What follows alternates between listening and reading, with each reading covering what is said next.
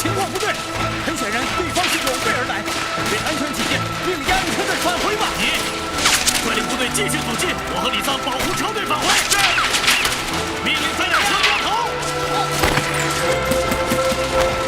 全体掉头。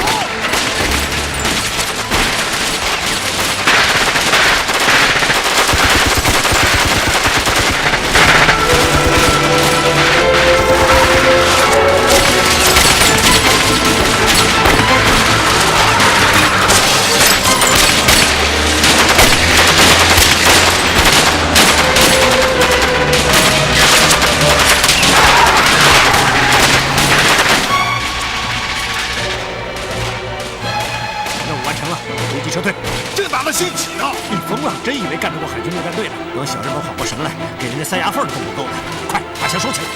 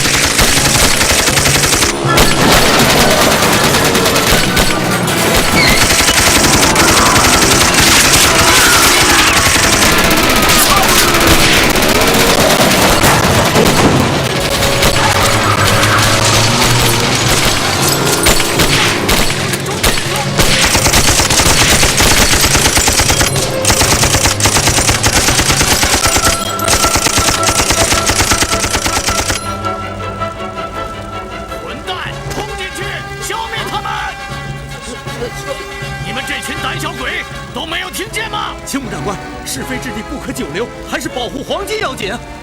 中国人都是胆小鬼！立刻上车，离开这里！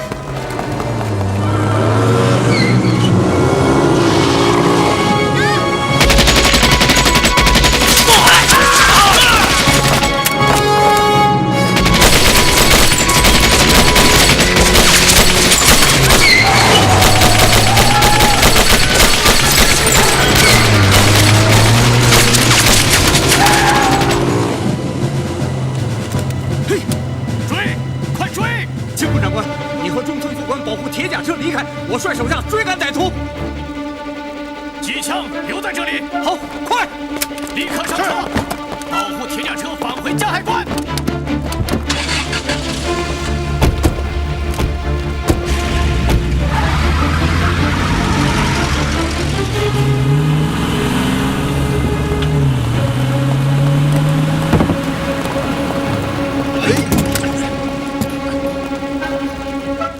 李准，咱们追了。追个屁！日本人是你亲爹啊，为他们送命值得吗？你没看出来吗？这伙歹徒并不想全力进攻，采取打了就跑的战术。我们就守在这里，看看他们能怎么样。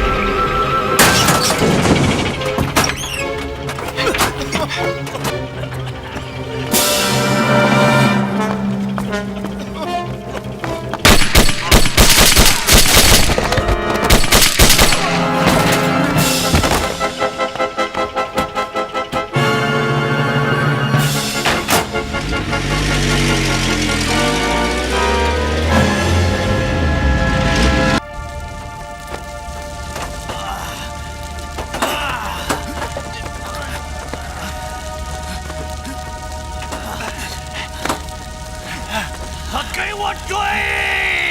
追！长官，打电话请求援助吧。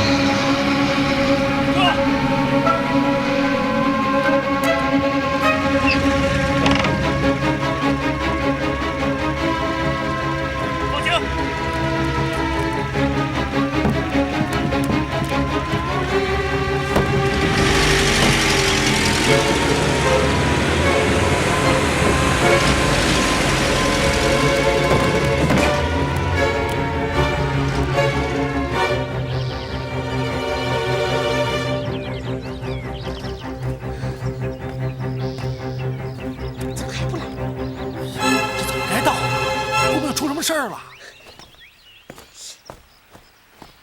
不说丧气话，你会死啊！我这不脱口而出吗？你就不能脱口而出点好话？大家都急着呢，你就少说两句吧。嘿，又有你，你成精了是不是？人家舞女说我乐意听。哎，真够肉麻的。人家被吹捧的肉还没麻呢，你麻什么？行了，别贫了，烦着呢。哎，你们看，来了！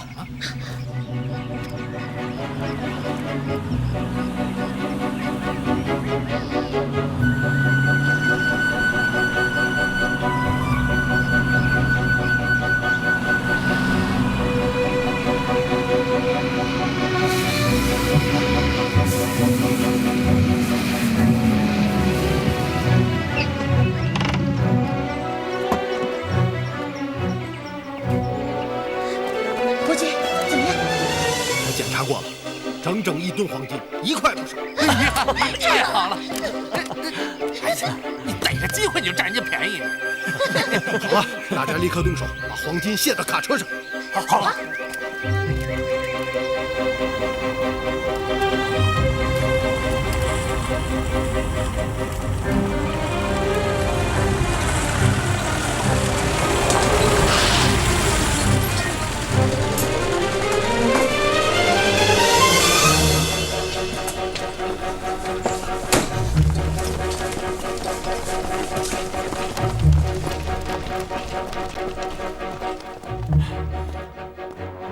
黄金被劫走了。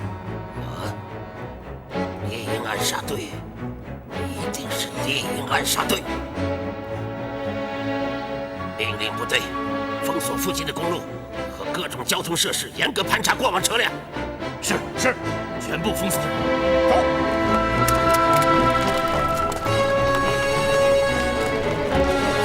戒严，仔细搜查，挨家挨户的搜查，一定要把猎鹰暗杀队给我找出来。是，走。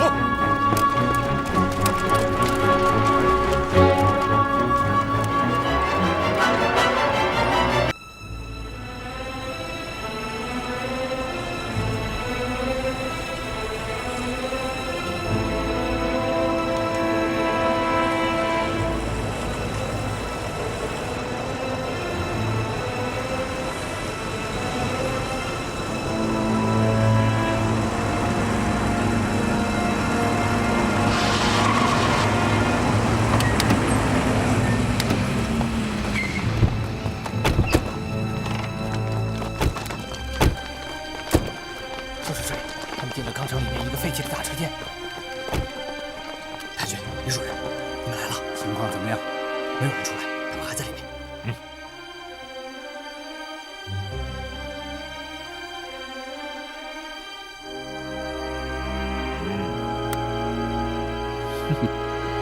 纯进钢厂，包围大车间。上！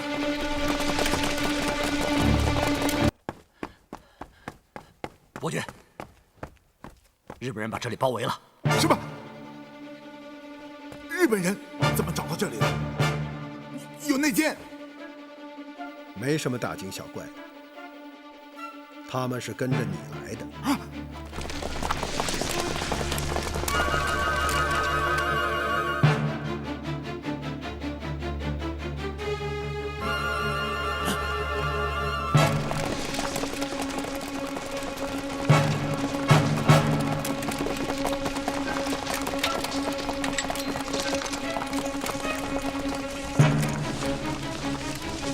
他们一定是躲起来了。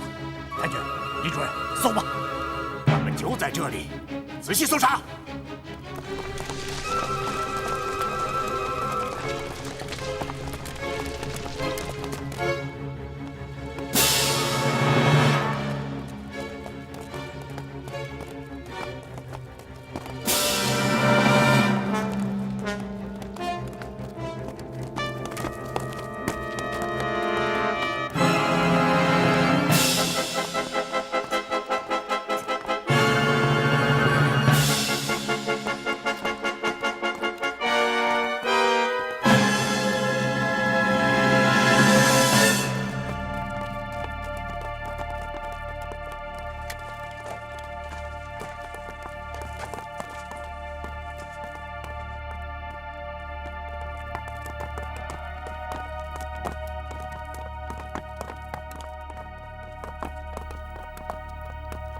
亚叔，把他们押到车上去。好，走。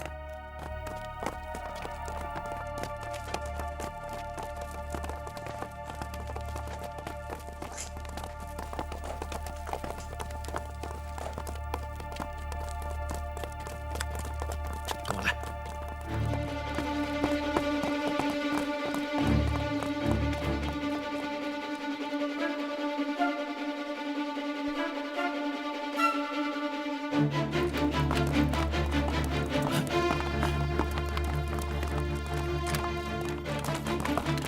你们来看，他们是从这里逃走的。追吧！嗯。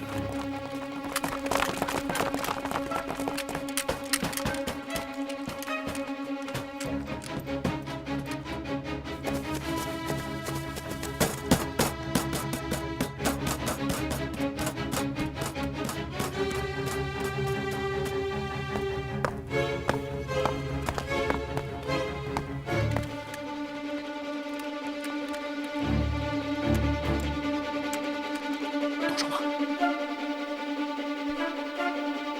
准备。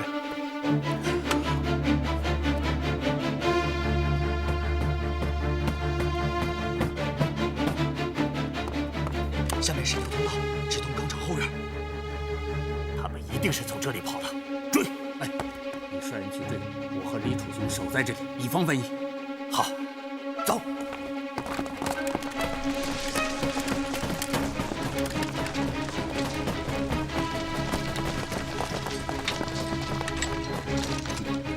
日本人不是你亲爹，替他们卖命要有点分寸，否则命不会太长的。是。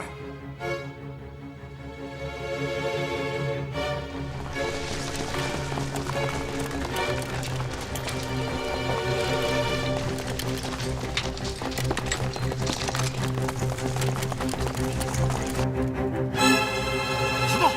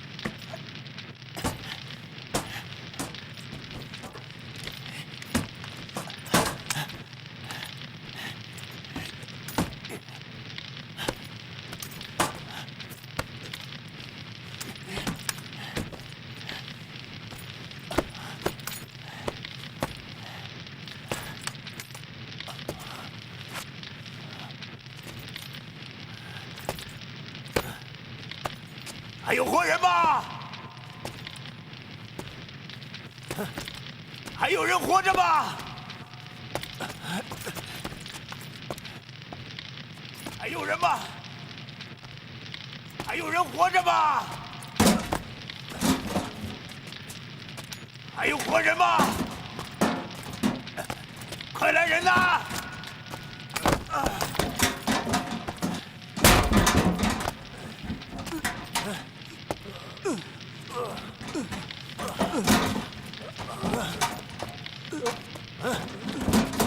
来人呐！快！科长在这儿，快！科长，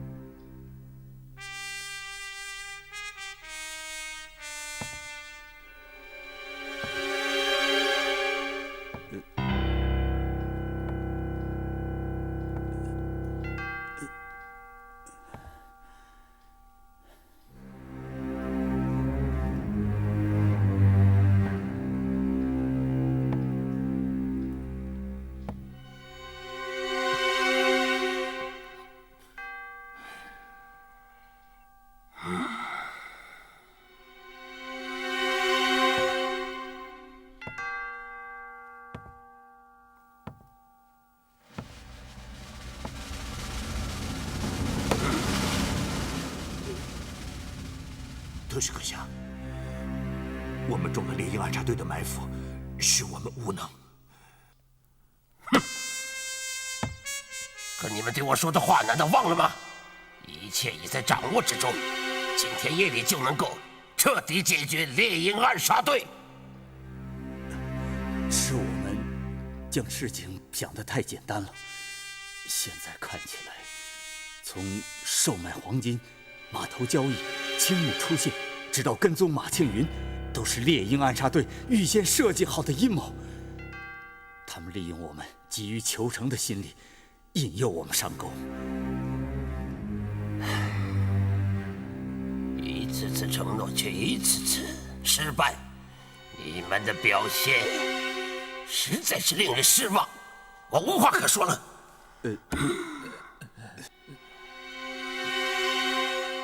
特使阁下，请放心，我们一定尽快解决猎鹰暗杀队。这样的话我已经听了很多遍，希望这是最后一次。这一次，我们绝不辱命。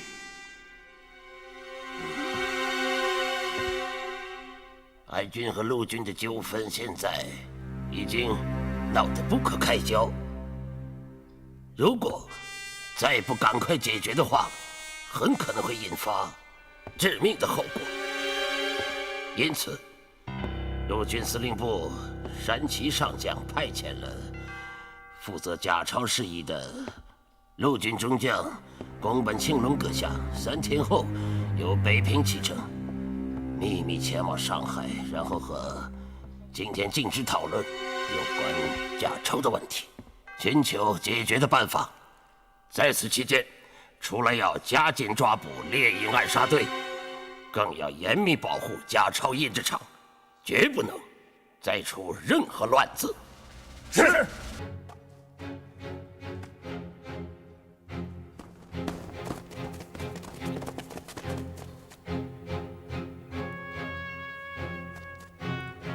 听我的口令，一个一个过。是。走。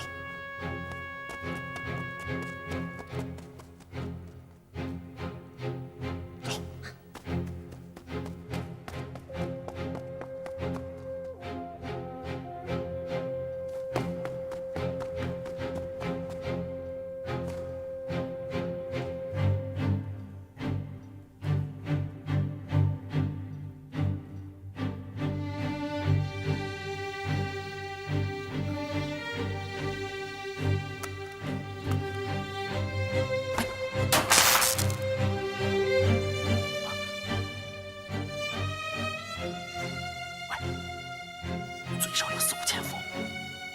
间段吗？电流太大，不管什么东西，只要碰到电网，瞬间就被打飞。也就是说，想要进去，首先便要切断高压电网的电源。不错，可要切断电源，首先要进入场内。如果能顺利的进入场内，那就不用切断电源了。废话连篇。哎，你懂什么？我说的是一个非常复杂的因果关系，是哲学悖论。哎，悖论你懂吗？那是很复杂的哲学理论。别说了，这撤来了，走。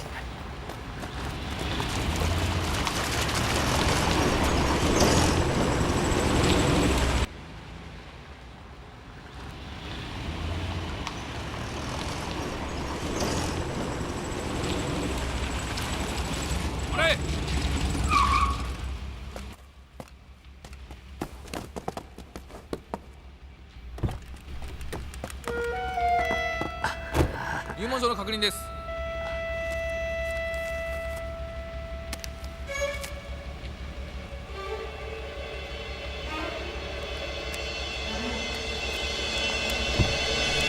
映像を開けろ。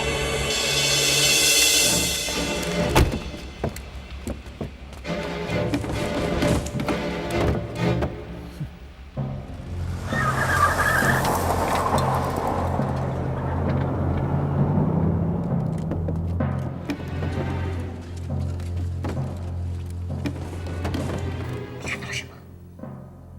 车上人你认识吗？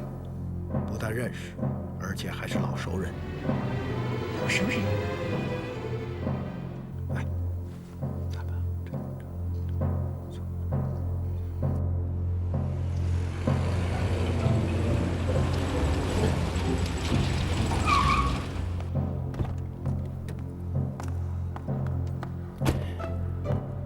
李先生，唐元军怎么样？请跟我来，请。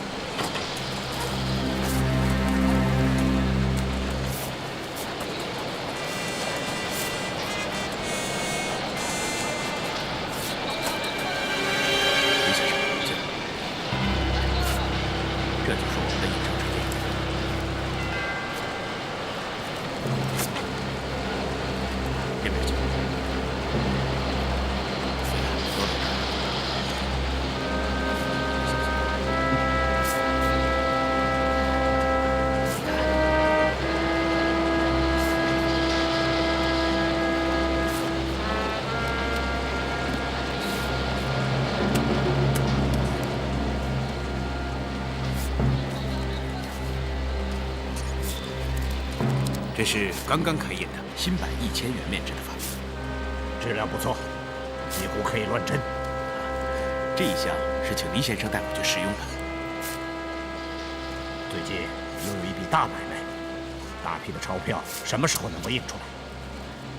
加班加点儿，最快也要3天以后。好，3天后我派卡车来运。好。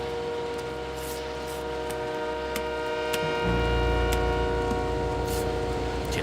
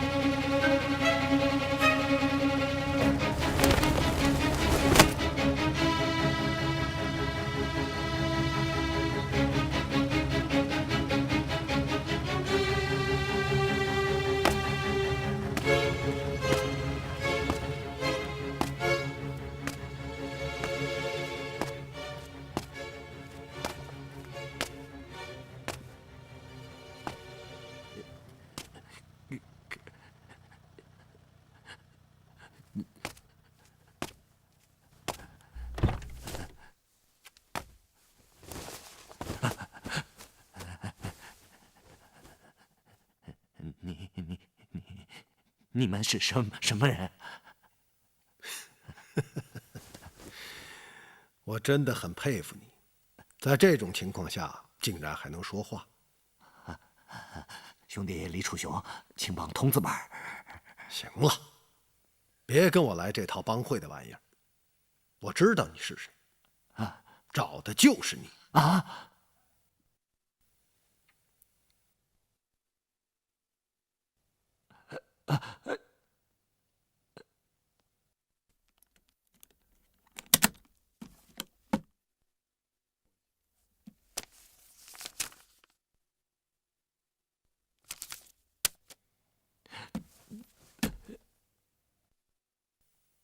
！1000元面值的法币假钞，刚从日本人的假钞厂拿到的吧？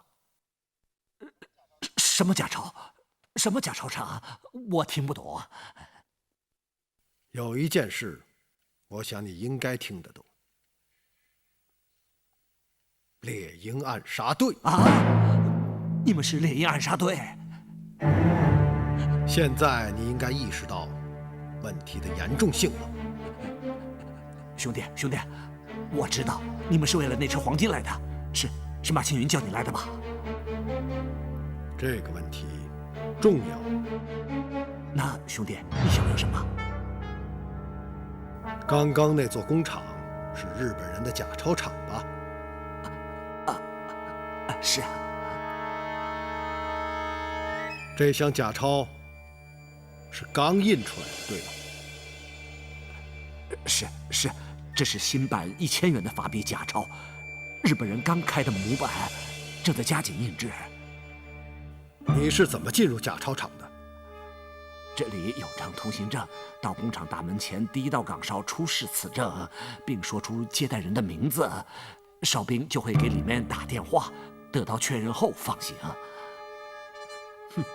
很严格。是啊，这里是日本人的命根子，所以他们非常小心。把通行证给我看看。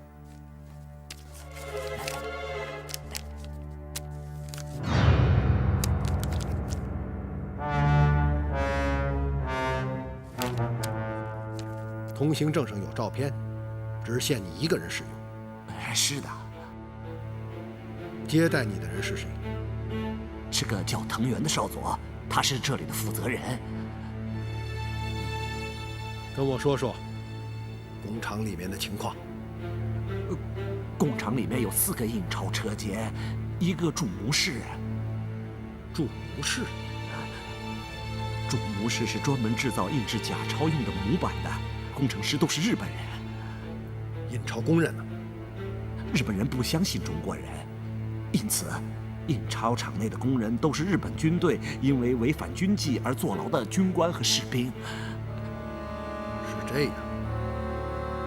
除此之外，还有什么？别的没有了。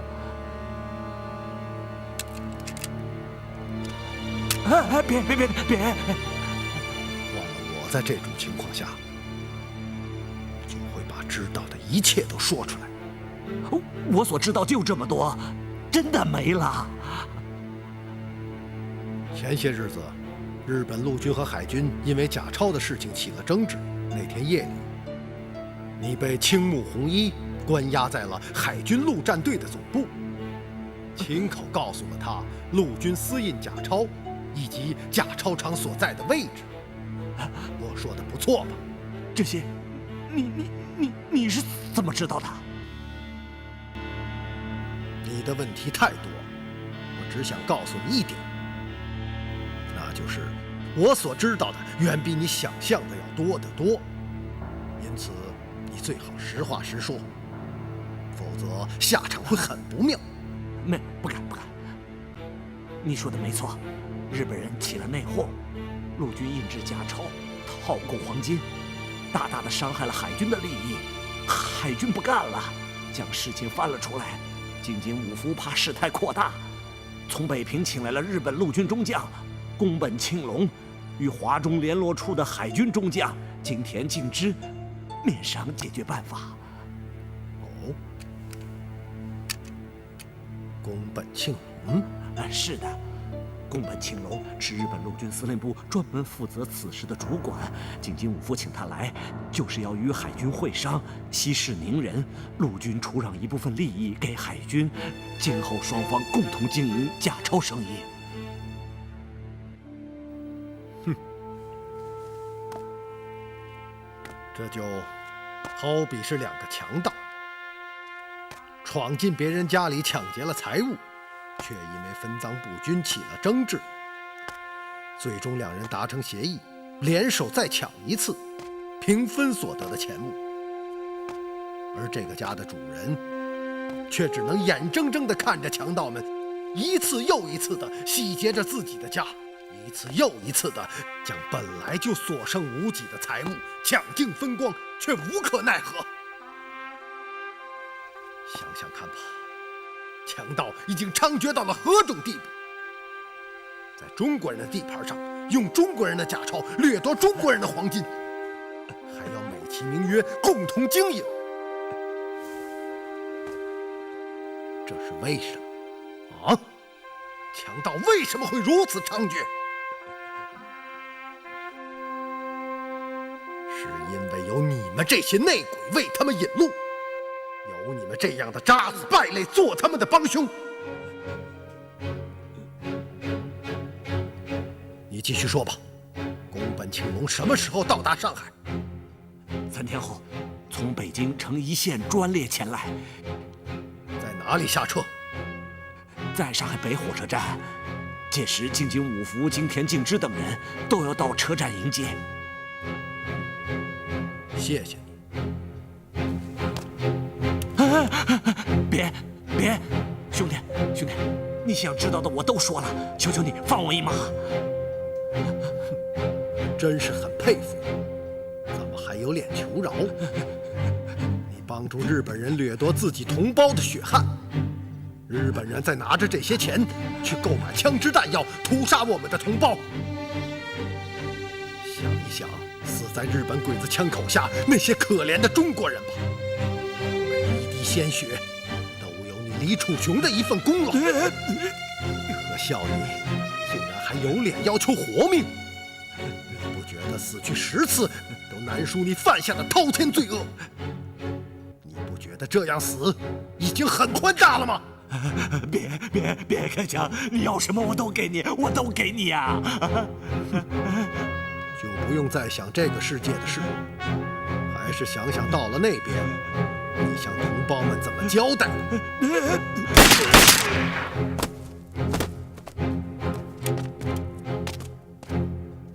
这个王八蛋，早该死了！把车处理掉。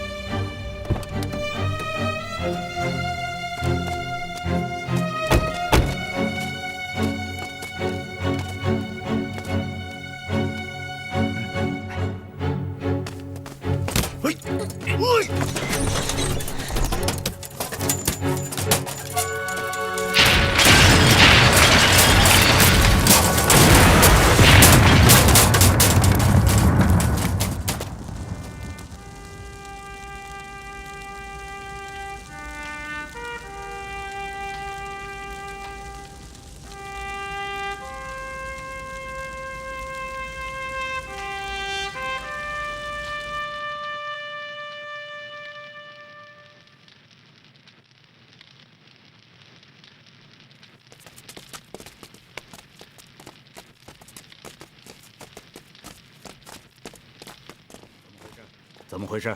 今天早晨，巡逻的宪兵发现了有一辆车翻到了山下，车里有一具死尸，已经烧成了焦炭，辨认不出模样。我接到报告后立刻赶来，经调查，这是李楚雄的坐车。哦，车中的死者是他吗？应该就是他。奇怪，李楚雄为什么夜半时分开车跑到这荒郊野岭来？这件事情会不会与猎鹰暗杀队有关。猎鹰暗杀队的行动一向是公开血腥，这不是他们的风格。从现场的情形来判断，这应该是一场意外车祸。石先生，咱们也不要草木皆兵，什么事情都往猎鹰暗杀队身上想。好了，清理现场吧。是，跟我来，跟我来。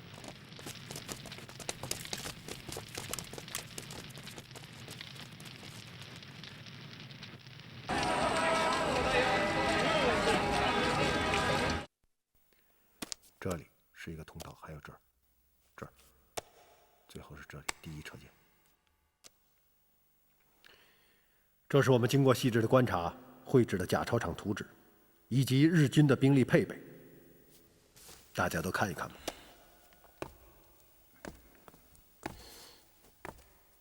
这是这样的，我看不对啊。伯爵，你计划炸掉假钞印制厂？是的。可是，这周围的电网高达3米，厂内配备近2个连装备齐全的日本正规军。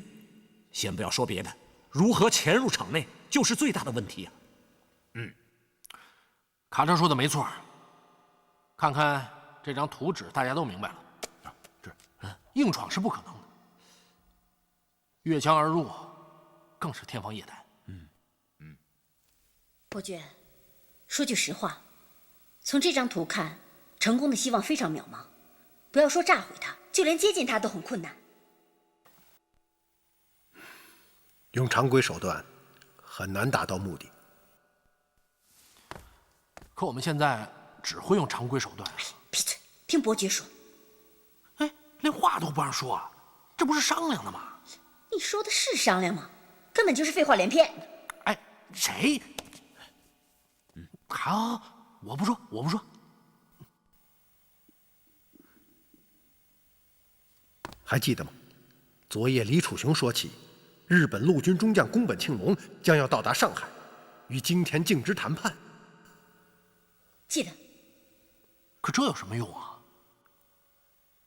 现在只有一个办法，那就是利用宫本庆隆进入假钞厂，将其炸毁。利用宫本庆隆？伯爵，你认识他吗？那他凭什么把我们带入假钞厂啊？也许很冒险，但值得试一试。你究竟想说什么？我要做一个大局，引日本人钻进来。只要这个骗局做成，我们就可以跟着宫本庆隆大摇大摆地走进假钞厂。双鹰，不管做什么局，这宫本庆隆，日本陆军中将，他的身份是不会改变。你说他怎么可能带我们进入假钞厂，眼睁睁地看着我们将他们赖以生存的假钞厂炸为平地？这也太不可思议了吧！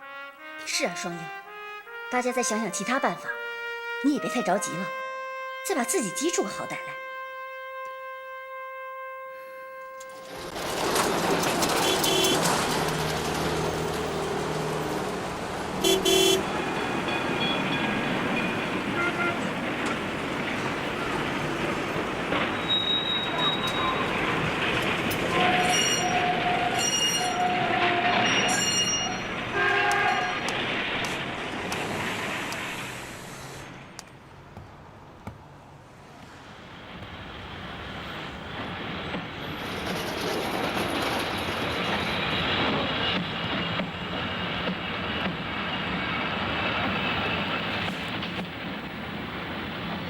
出什么事了？这么着急？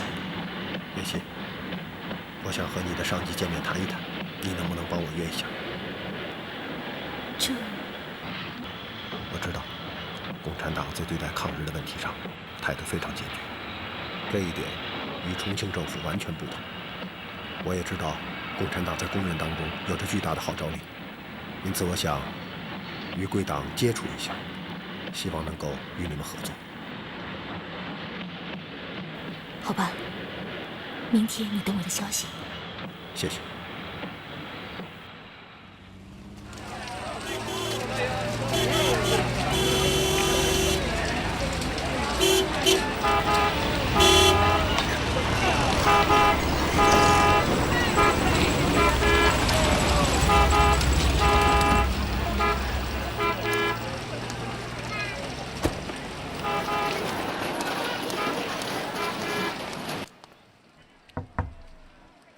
请进。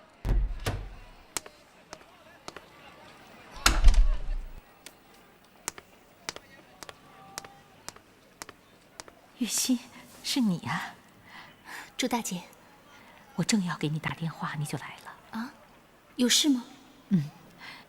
我是要跟你谈一谈燕双英的事情。燕双英？是的，我将她的情况向上级领导做了汇报，领导非常重视，认为燕双英不但胆大心细、智慧过人，还具有极强的民族气节和自发的革命觉悟。这样的人才难能可贵，如果能将她争取过来，对今后的工作将非常有利。组织上想要争取燕双英。是的，鉴于你和燕双英的朋友关系，我认为这件事情由你负责比较妥当。真的？这是组织上对你的考验，你一定要耐心细心。请组织上放心，我一定做好。首先，要搞清楚他除了帮会身份外，还有没有其他的背景。其他背景？比如，他与重庆方面是否有关？目前国共合作一致对外，因此不能够做伤害双方合作关系的事情。我明白了。搞清这一点后，再进行下一步工作。记住，不要操之过急，尽力去帮助他，少向他提出要求，懂吗？懂了。朱大姐，今天我来，正是与燕双英有关。哦，她想见你。见我？是的。她怎么会知道我？从第一次见面，她就猜出了我的身份。啊？为什么？她说我满嘴都是抗日救亡的话，不用她，就连普通的76号特务，不出10分钟，就能猜出我的身份。月心啊，这一点我早就对你说过。对不起，大姐。目前的斗争环境非常复杂，一个小小的疏漏就有可能为革命带来巨大的损失。月心啊，今后你说话办事千万不要锋芒太露，否则会招致不必要的麻烦。大姐，我记住了，以后再也不会了。燕双英还说了什么？燕双英说，咱们共产党抗日最坚决，因此想要和我们合作。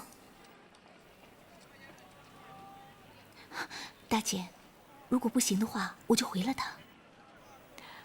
不，我去见他。今天下午3点，在法斯汀饭店门前的露天咖啡馆，我左手拿大公报，右手拿着一支玫瑰。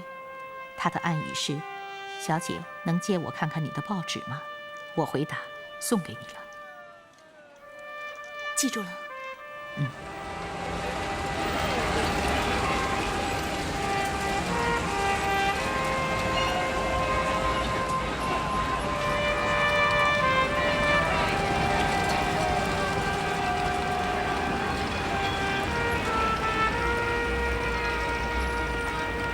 小姐，能借我报纸看看？当然，报纸就送给你。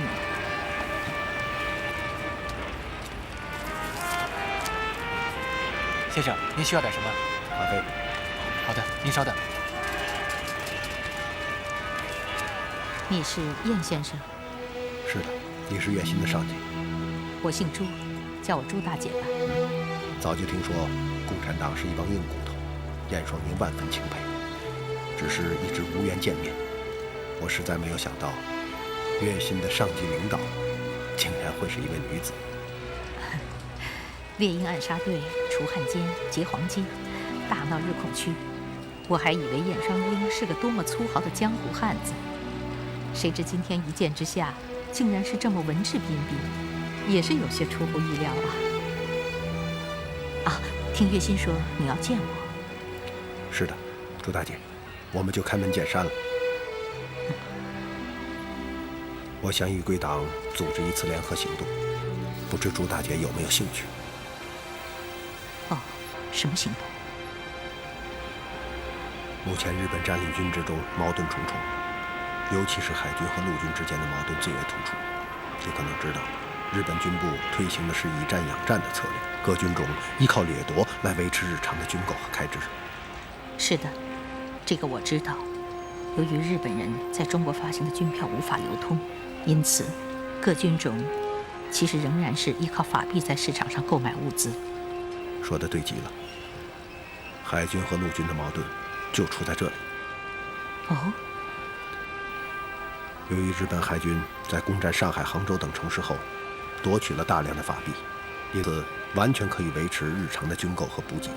而陆军则不同，他们入侵内陆较晚，又遭遇了我军民顽强的抵抗，所获的法币数量极为有限，这令其军购产生了危机。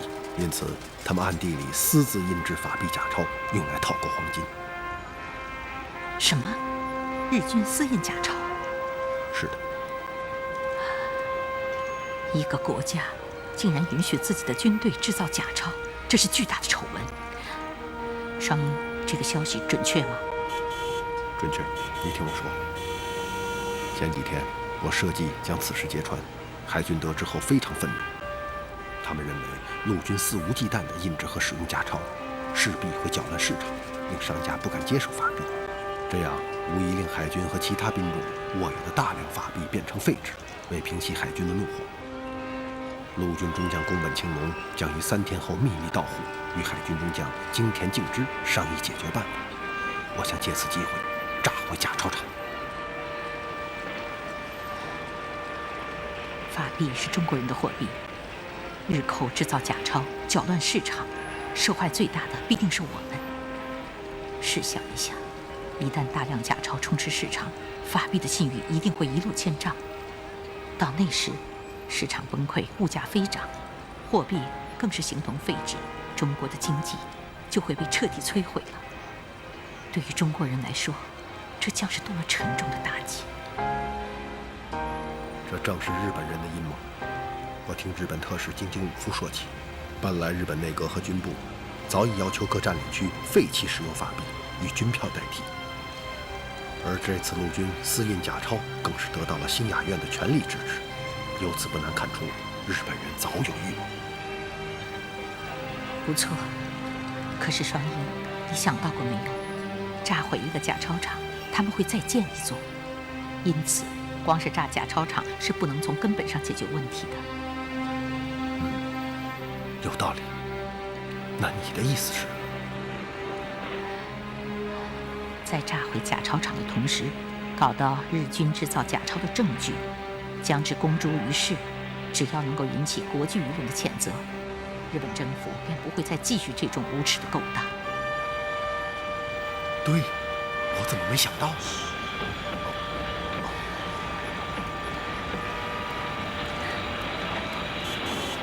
先生，一杯咖啡。您慢用。要善于利用政治环境和国际环境，才能够给日寇施以最沉重的打击。双英，说说你的计划。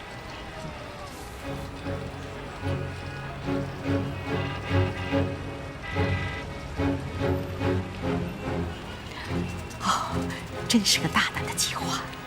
我想过，只要各方面都做到位，成功的可能性很大。需要我们做什么？早就听说，贵党在工人中的力量非常强大。是的，工人阶级是共产党的中坚力量。铁路上有关系吗？可以。我需要上海附近一座废弃的火车站，还有就是需要铁路上扳道工的帮助。好，我全力协助你。太好了。但是有个条件。是什么？替我搞到日军印制假钞的证据。这件事包在我身上。等我的消息。好。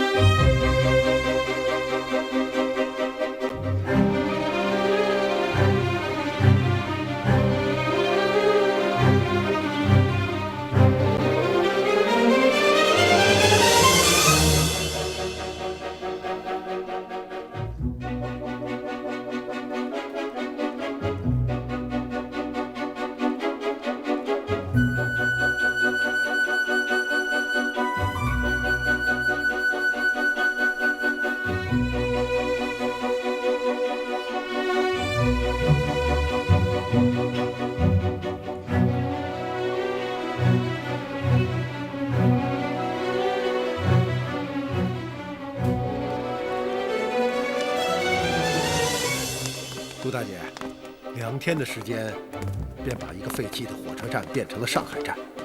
朱大姐，你们真是了不起啊！还是你指挥得力。哦，对了，北平铁路线上的同志传来消息，宫本庆隆乘坐的专列将于今晚在北平火车站发车，明天午后到达上海。